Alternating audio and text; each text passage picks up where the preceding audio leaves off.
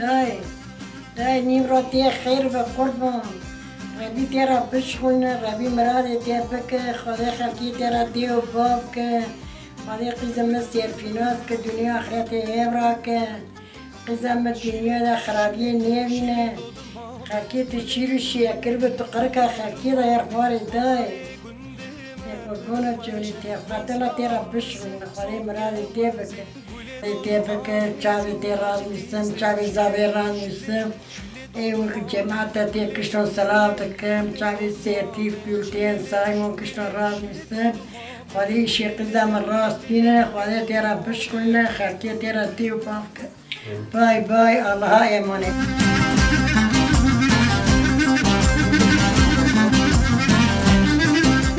یه سلاف دکم چاوی تیر راز میستم خواهی شی تیر راست بینه خواهی بشخولینه مراده و بکه یه پارا و هر بینه دواتا هش خیلی و خواهی مراده بکه زینم تیر پر سلاف دکم چاوی تیر راز میستم سالق دلومی تیر خواهی دا خوازنم الله ایشه تیر راست بینه الله تیر را بشخولینه مراده تیر بکه پرا آقل بر رم در قربانه دو خلقی هر دو مالا خو هر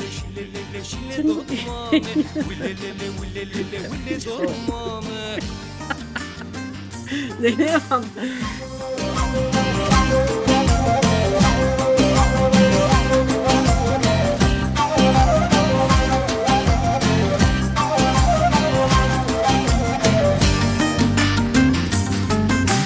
گل دودمام ایرو دکمن بار کردک که نیورو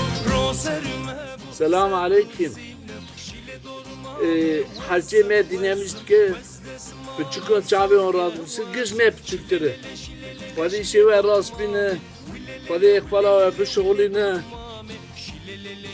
هوش بوی می دپرسن امرد سلامتن کدری که می تونه چون زینم گرفت امرا استیک بشنه یا فوتوگراف چرد کن لا مرا تو کاری استیک جدا بشینه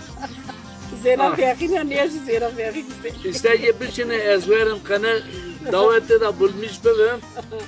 خالدمی گالکی تیاتی خنه آتی دعوت دا بولمیش بیه وایده کدری که میتونه خدا اقبالا بشغلونه فایتالا ایشی و راست بینه چاوی زواران راز میسم همه رمضان